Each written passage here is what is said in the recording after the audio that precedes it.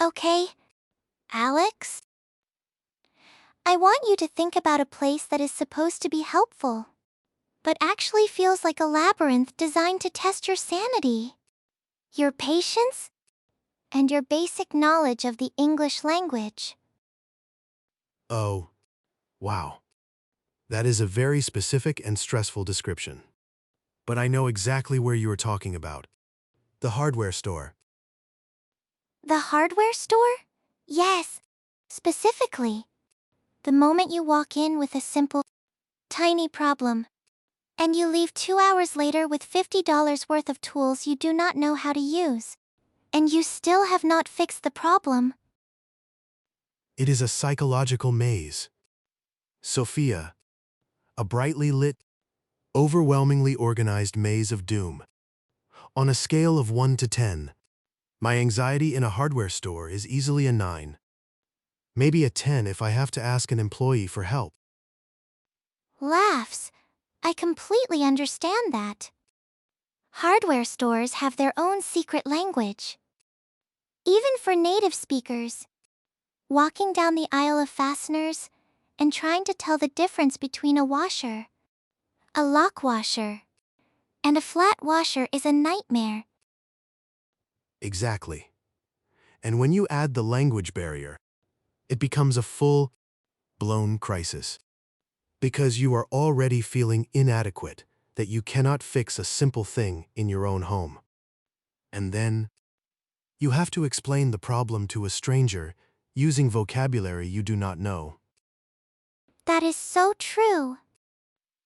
There is this unspoken pressure, especially for men, to just know how to fix things. Like it is a basic requirement of adulthood. Yes, that is exactly it. In my culture, if you cannot fix something, you just call a professional. It is normal. But here, I feel like if I call a plumber for a tiny leak, people will think I am completely helpless.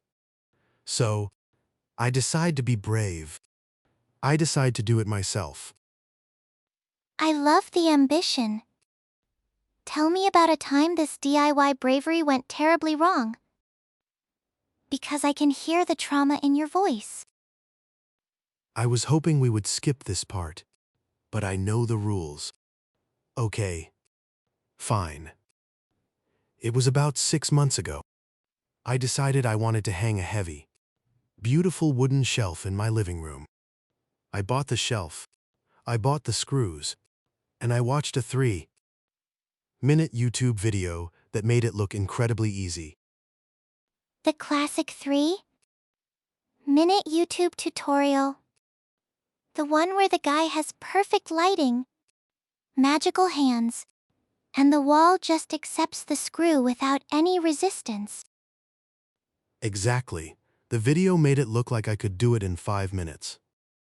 So, I got my drill. I measured the wall, and I drilled the first hole.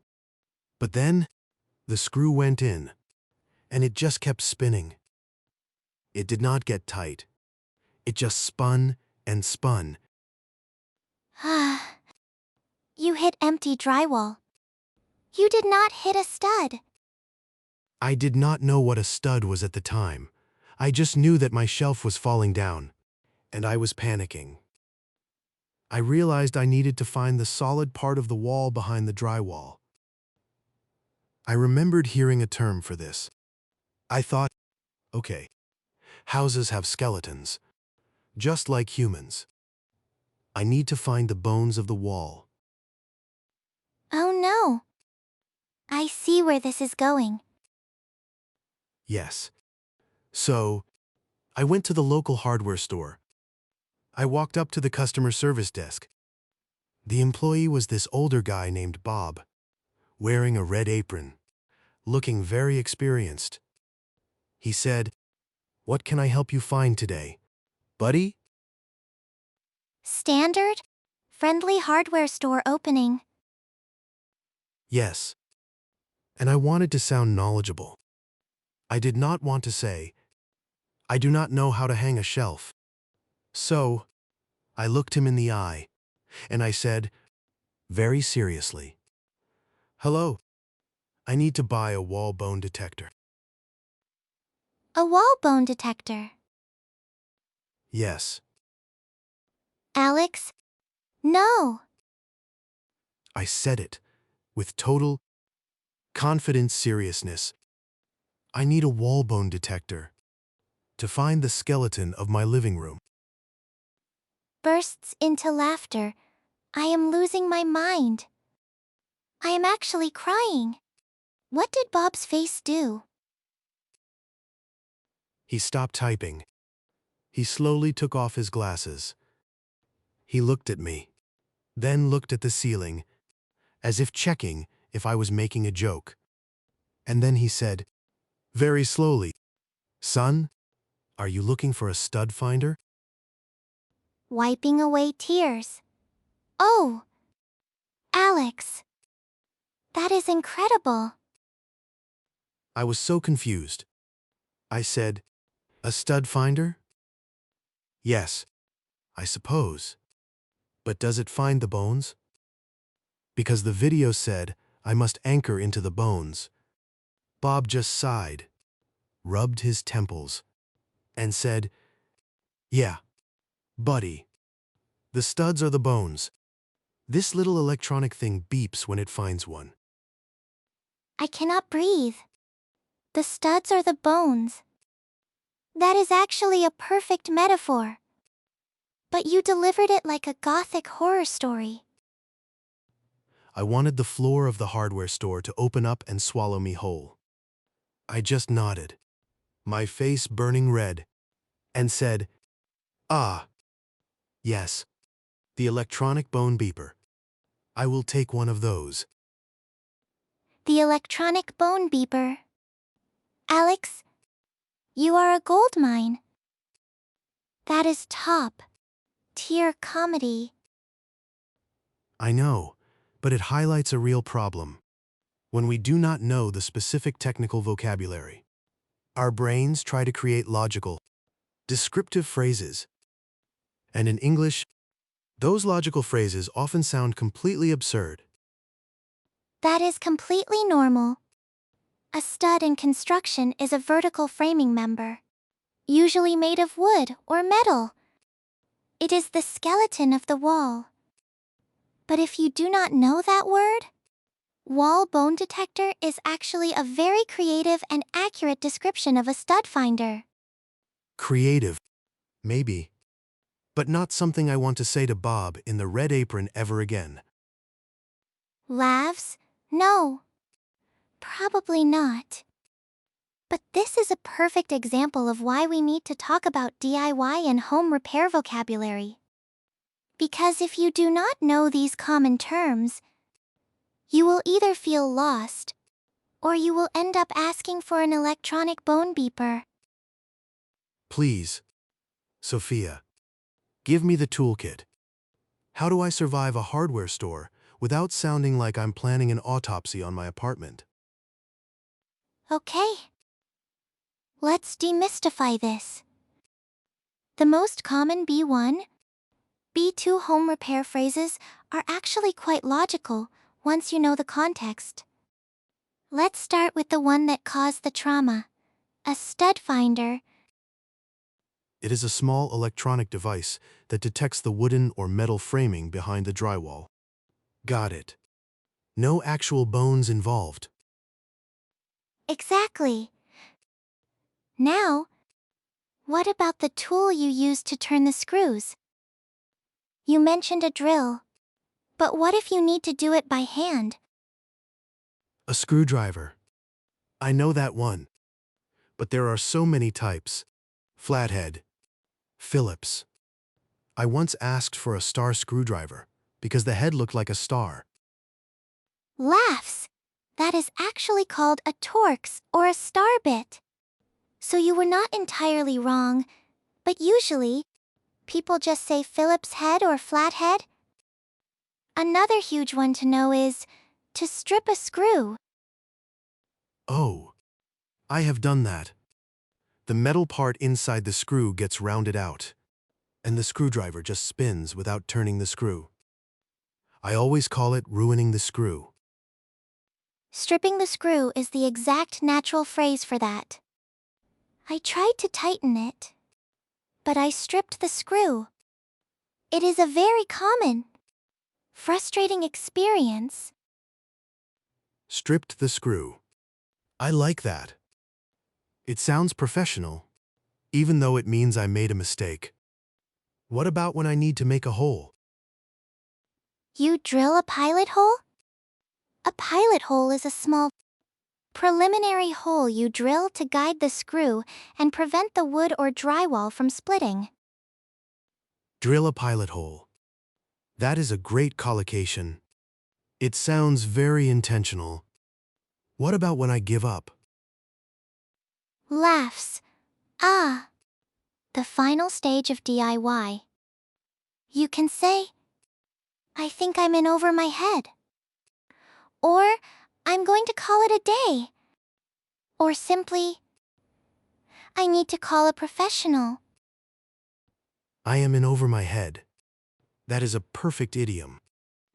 It means the task is too difficult for my skill level. Exactly. And notice how we use phrasal verbs constantly in this context. Tighten up. Strip out. Drill into. Give up. These are the workhorses of DIY English. Okay, I'm writing these down. Stud finder, strip a screw, pilot hole, and in over my head. This is incredibly helpful. But Sophia, there is another part of the hardware store experience that terrifies me even more than asking for tools. Oh no. What is it? The paint section. Specifically, trying to explain a color. Ah! The paint aisle? The ultimate test of descriptive vocabulary. Yes. Because the names of the colors are completely insane. Eggshell, satin, mate, semi, gloss. And then the actual colors have names like whispering breeze or toasted marshmallow. Laughs. Toasted marshmallow is a very specific vibe. Exactly. I had a situation where I needed to touch up a small scratch on my wall. I took a tiny chip of the old paint to the store. I walked up to the paint counter, and the employee asked, "What finish are you looking for?"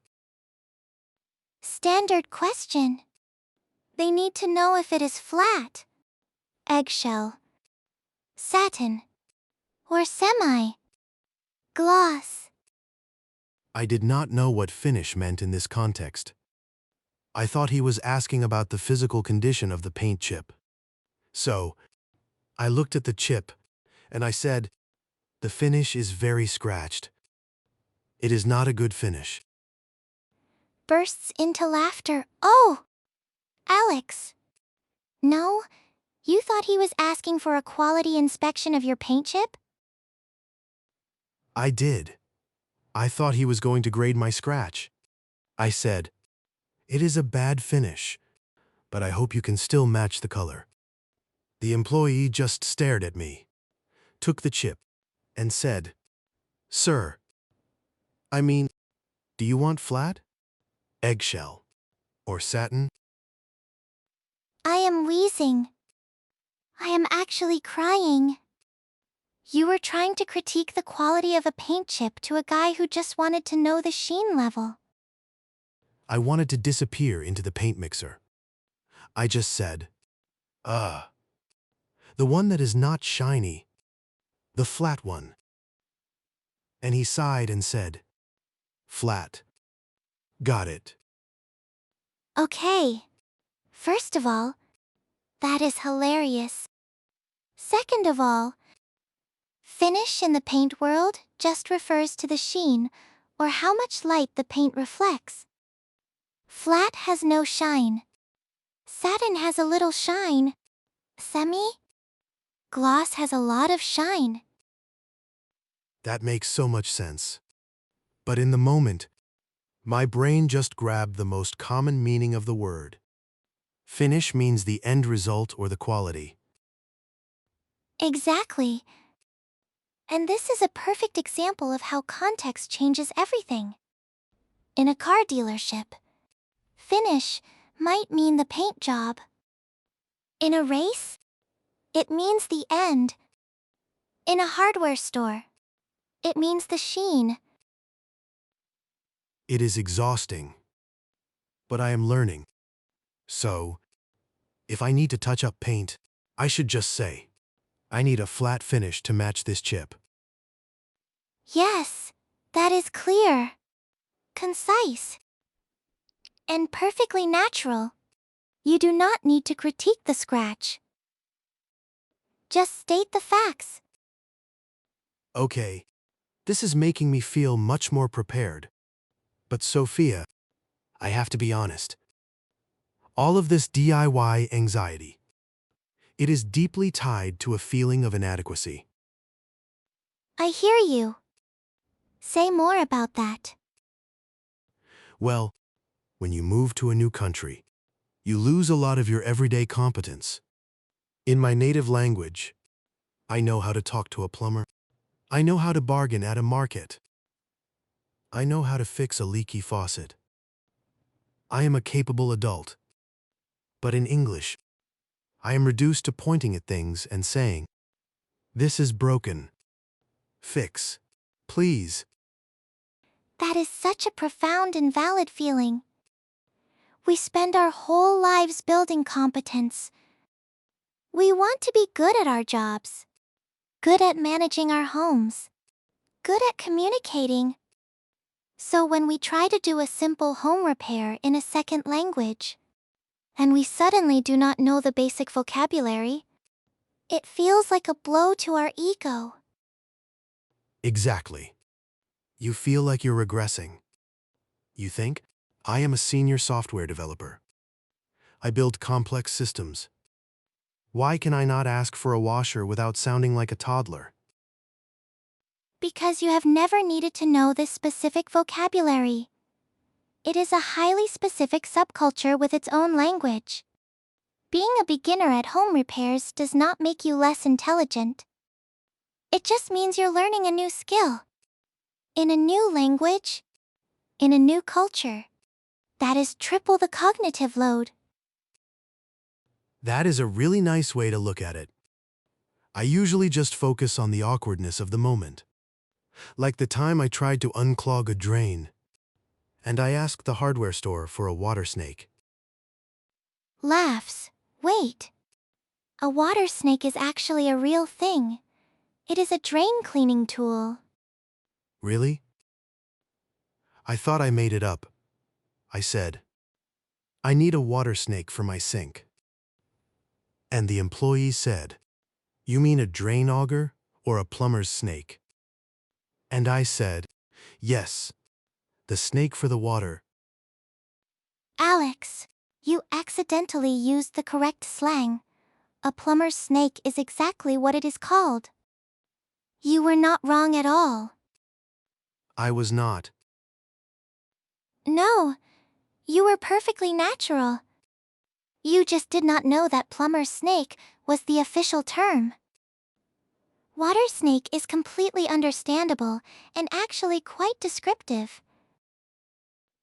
Oh, my God. I have been carrying the shame of the water snake comment for 2 years, and I was actually right. You were absolutely right. Sometimes, your literal translations are closer to the real idiom than you think. That is incredibly empowering. I feel like I have been playing this game on hard mode without realizing I already had some of the cheat codes. You do, and honestly, Alex, this entire conversation really highlights something important about the language learning journey. We focus so much on the big milestones. Passing a test, giving a presentation. But the real magic happens in these tiny, awkward, everyday moments? The tiny moments. Yes. The moment you ask for a stud finder. The moment you realize finish means sheen, not quality. The moment you confidently say, I think I stripped the screw. I need to call a professional. Those are the moments where you are actually living the language. You are not just studying it, you are using it to navigate your life and advocate for yourself. That is a really beautiful way to look at it. I usually just think of those moments as embarrassing failures, but they are actually proof of progress. Exactly. Every awkward question is a victory. Every misunderstood phrase is a lesson learned. You are building your confidence one hardware store visit at a time. One hardware store visit at a time. I like that. I'm going to use that. You should. Now, since we are on the topic of DIY disasters and the pressure of fixing things, I want to try something with you. A little role play. Oh no! I knew this was coming. My imaginary drill is already out of battery. It will be fun. I promise. And it is great practice.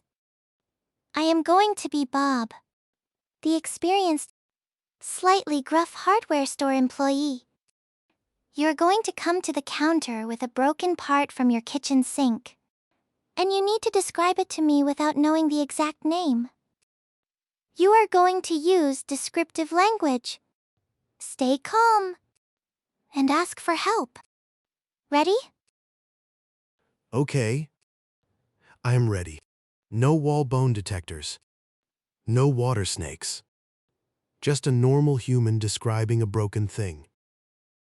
Perfect. Shifts posture. Adopts a gruff, busy, but helpful hardware store voice. All right.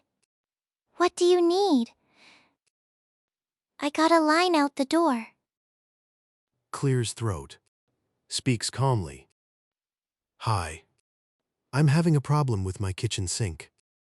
The water is dripping constantly from the handle.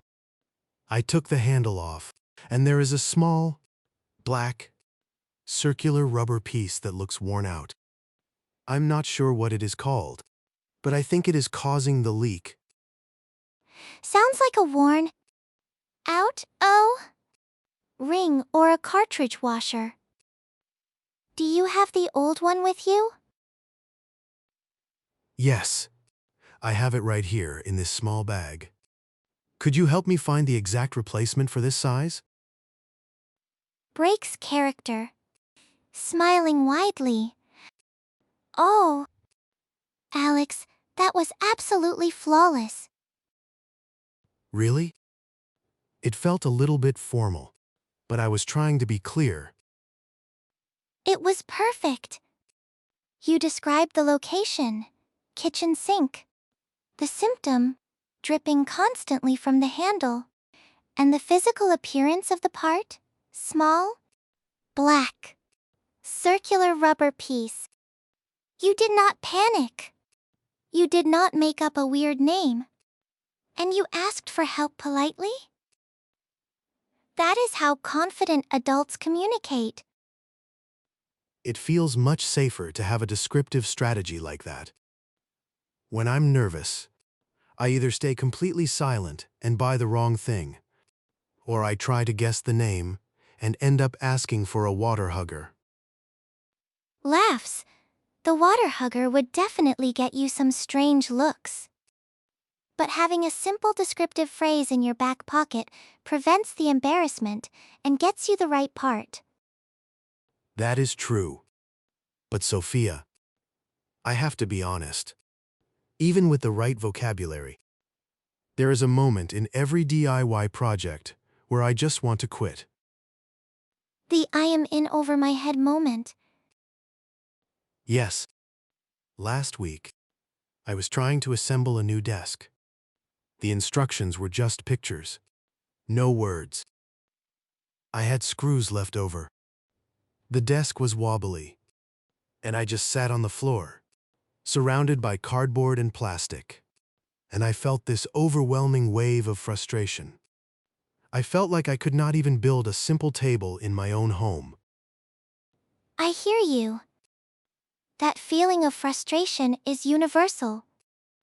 Native speakers feel it too. Have you ever heard the phrase IKEA relationship test? No. What is that? It is a joke that assembling IKEA furniture is so stressful and requires so much communication and patience that it will either make a couple stronger or it will cause them to break up. Lavs, that is terrible. But it makes sense. When you're tired and nothing is fitting together, and you are trying to communicate in a second language, it is a recipe for disaster. Exactly. And in those moments, the most powerful English phrase you can use is not a technical term. It is a boundary. You can say, I am frustrated. Let us take a break and try again tomorrow. Let us take a break. That is so simple, but it is so hard to say when you feel like you are failing. But it is not failing. It is pacing yourself. There is no prize for assembling a wobbly desk at 2 a.m. while having a mental breakdown. Calling it a day is a sign of emotional intelligence, not weakness. That is a really nice way to look at it. I usually just force myself to keep going, which leads to stripped screws and more frustration. Exactly. Give yourself permission to step away. The desk will still be there tomorrow. And you will have a fresh perspective. And maybe a fresh cup of coffee. Coffee solves many DIY problems. Laughs, it really does. Now, since we are experts on hardware store survival, I want to do a quick rapid fire scenario game. DIY edition. I will give you a situation, and you give me your immediate, natural response. No overthinking. Okay. My wall bones are safe, and I am ready to describe some rubber circles. Hit me. Scenario 1. You are at the hardware store, and you need a tool to tighten a bolt, but you do not know the name of the tool. It has a jaw that opens and closes. I would say, excuse me, I need a tool to grip and turn a bolt.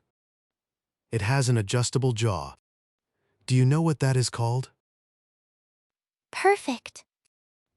Descriptive. Clear. And it leads the employee right to the answer. An adjustable wrench. Scenario 2. You are drilling a hole, and you hear a terrible crunching sound, and the drill stops. I would say, I think I hit a metal pipe or a nail. I'm going to stop before I damage the wall. Excellent. Safety first. And a very natural use of hit a pipe. Scenario 3. You bought the wrong paint color, and you need to return it. But the can has been opened. I would say, hi, I accidentally bought the wrong finish. I know the can is open, but is it possible to exchange it for the correct color? Or is that a final sale? Yes, flawless. You acknowledged the condition of the item, and you asked a polite, specific question about the store's policy. Scenario 4. You are working on a project with a friend, and you're both getting frustrated and arguing. I would say, hey, I'm getting a bit frustrated, and I think we are both tired. Let us take a break and come back to this in an hour. Gasps, Alex. That is a perfect, emotionally intelligent response. You named the emotion. You suggested a solution. And you set a clear boundary. That is B2, C1 level communication right there. Really? I just used the phrase you gave me. And you used it perfectly in context. That is how language acquisition works. You hear it. You understand it. And then you make it your own. You should be very proud of that. I am. I am definitely writing, "Let us take a break," on my imaginary toolbox. Please do. And you know, Alex? This entire conversation really highlights something important about the language learning journey. We focus so much on the big milestones. But the real magic happens in these tiny, awkward, everyday moments. The tiny moments. Yes. The moment you ask for a stud finder. The moment you realize finish means sheen. The moment you confidently say, I think I am in over my head. I need to call a professional. Those are the moments where you are actually living the language. That is a really beautiful way to look at it. I usually just think of those moments as embarrassing failures. But they are actually proof of progress. Exactly. Every awkward question is a victory. Every misunderstood phrase is a lesson learned. You are building your confidence one hardware store visit at a time. One hardware store visit at a time. I like that. I am going to use that. You should. Now, to wrap up our DIY survival guide, I have to ask. Did you ever find the bones of your living room? Laughs. You know what, Sophia? Yes, I did. I bought the electronic bone beeper. I found the studs, and I hung the shelf. It is still there, and it has not fallen down yet. That is a huge victory. You faced the maze of doom. You asked for help? And you succeeded. I did.